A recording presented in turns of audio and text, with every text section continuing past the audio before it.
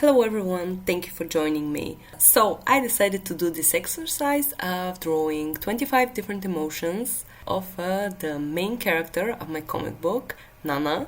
The reason I decided to do this was actually after a conversation with a fellow artist and friend who said that the way I draw emotions is not very expressive, and I started thinking.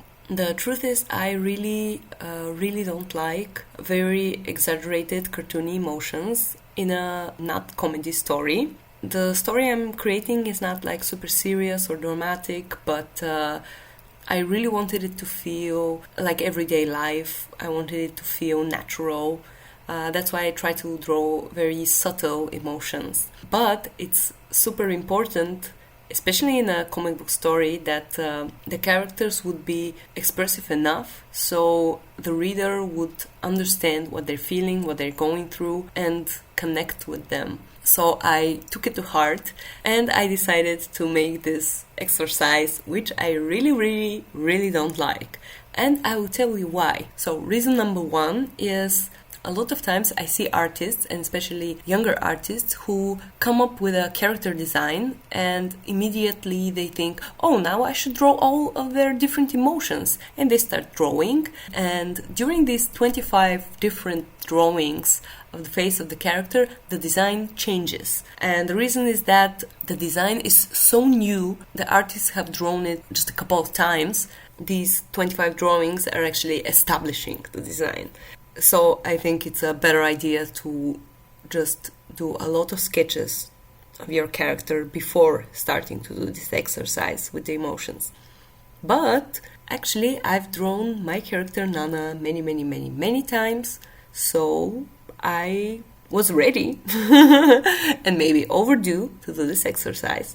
And the other reason that I really kind of hate this exercise is that I think a lot of artists, when they see anger, joy, disgust, sadness, they kind of fall into cliches. You know, they think about the first thing that they can do about expressing these emotions and they draw it. And you see these different designs of characters expressing emotions in an identical way. And it's kind of this uniform, typical face expression that would just communicate the emotion super clearly but not be characteristic. You know, it's weird because the goal of drawing these 25 different emotions is to establish a specific way that your character would express, for example, joy. I think this mistake comes from when we first start learning about character design and emotions, and we learn that humans have this very